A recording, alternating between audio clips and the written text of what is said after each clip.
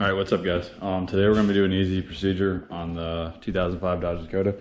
All we're gonna be doing is changing the oil, and I'm gonna show you guys the basics of how to do that. So I'm gonna get jacked up, and then I'll show you guys where you pull the plug and how you get to the oil filter and how you take that off. Hard way and tool that will make it a little bit easier for you too. So stay tuned.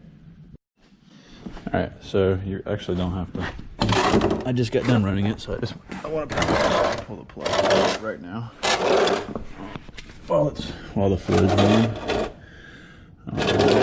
See if I can show you guys where there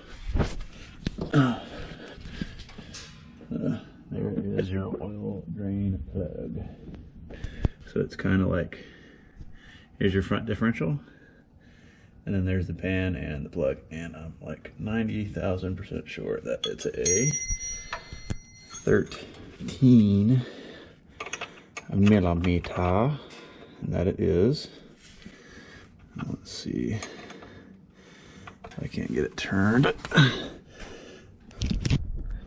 Just about had to freaking do it with two.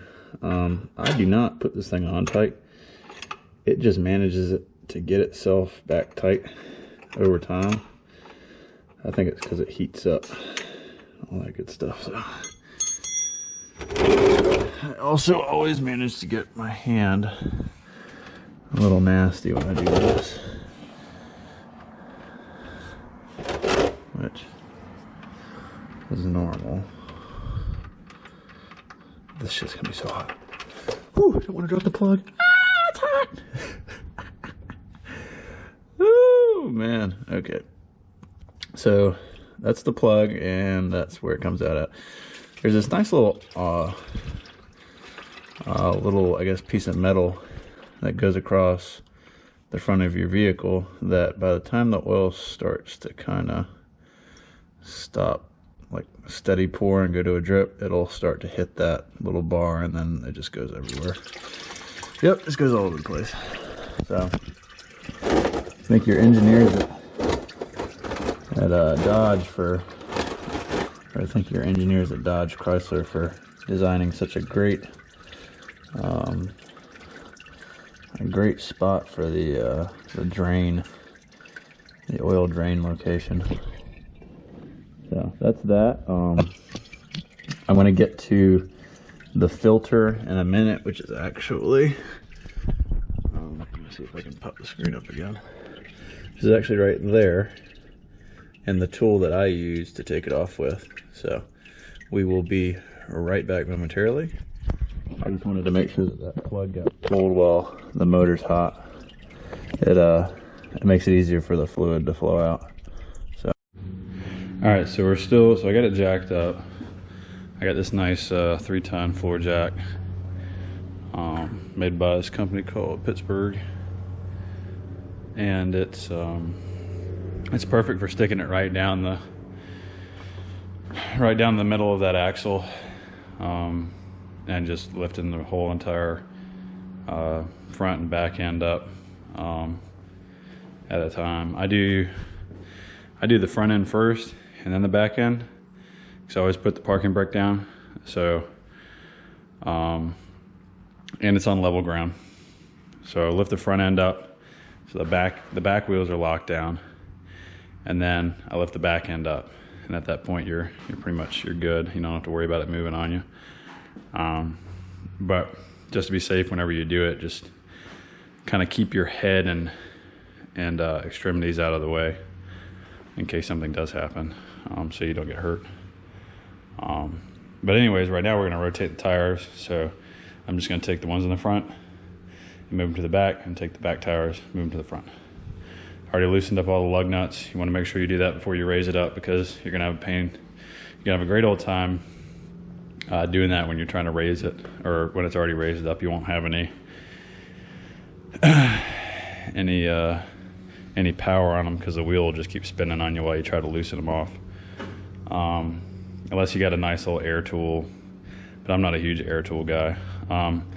So I'm going to rotate these things, take a look at them, take a look at the brakes. I kind of go through looking at the brakes and stuff with you guys before we take the oil filter off and kind of finish up. But yeah, that's kind of where we're at this point. Stay tuned, and I'm gonna rotate. Well, I'm gonna take my tires off, and then I'll show you guys what I look for when I'm inspecting the front, and then I'll flip them, put them back on, and then I'll skip you guys to the part of basically finishing up the oil change. So, all right, so the tire's off.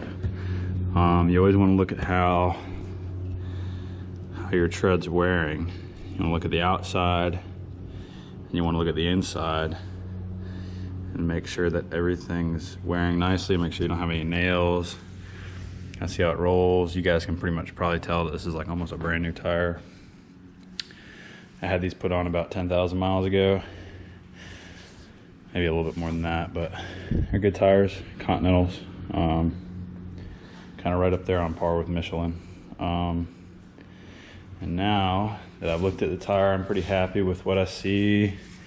They hold air really nicely. I mean, got what I paid for. Good tires. Wipe a little bit. It's really hot out here. So, what I'm looking for, you see I recently done these brake pads on this truck. You don't want to touch the rotor. It's really hot. It looks really clean though. No big gashes or no, I mean, you can almost see my orange shorts in the reflection. It's like, these rotors were put on recently as well. They're nice, they look good. Shoot, pretty much a lot of the front wheel stuff has been redone in the past 20,000 miles. New rotors, new wheel bearings, new brakes. The only thing up here I really hadn't changed is maybe a tire rod and the brake caliper. But everything looks really good. You're looking for a real thin brake pad right there and on the other side. See if I can maybe see in. It's kind of hard to see in, but the brakes work really good. I haven't heard any squeaking, any telltale signs of bad brakes or anything. So I'm gonna do the same thing to the other side and look at some of the other tires, and then we'll get to finishing up the oil change. All right, guys, so let me see if I can get some better light in here. Maybe. Not getting house too dirty. Okay, so this is a basic oil filter wrench, and this thing will save you so much time and so much pain in the butt. So we're gonna get underneath this thing, and I'm gonna put this wrench on there and show you guys kind of how to do it. Not everybody's gonna have the luxury of being able to have their oil filter right where mine is.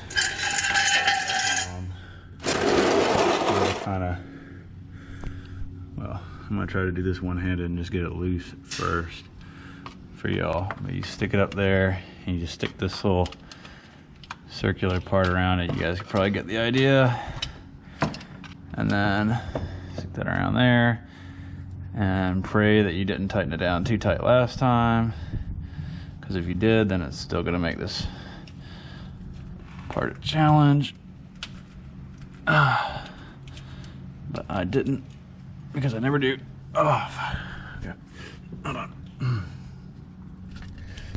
I didn't get a good idea kind of how this item works.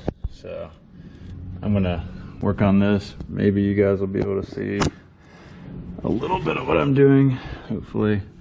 But essentially I'm just taking that filter wrench and then just turning the filter itself loose, and all the fluid will pour out of this little spot right there. So once I get it off, I'll be right back. All right, so it's at the point where it's loose enough that I can take it off by hand. And there you can see fluid just came out. And it's likely going to get all over my left hand. Oh, this is gonna suck. 'Cause now it's hot.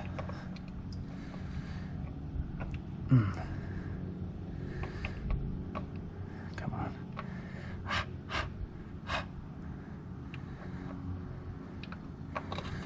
Like a fucking oven mitt. Good God. Ow. Whew. kind of hard to see, but this is the new one. I just poured some down in there, and then you can dip your finger. Whew, that's hot. Some of this old. Put it around the seal, and then we'll just screw this thing into the spot where it belongs. I don't want to put too much. So we're gonna screw it up there. I'm gonna tighten it down with my oil filter wrench, and then we're gonna put the plug back in. Just get it hand tight, you guys. And then after that, pour your entire 5 quarts into the top, because that's how much this particular vehicle calls for. And once you've tightened down the oil filter, put your plug back in hand tight, and put your required amount of oil in, you're good. You can start her up, take her off the jack stand, start her up, and she's ready to roll. So thanks for watching. If you guys have any questions, leave a comment. Please subscribe, like the video. It's hot out here, so I apologize for like dripping everywhere, but hope you guys had a good one and enjoyed, and I hope you learned something. All right.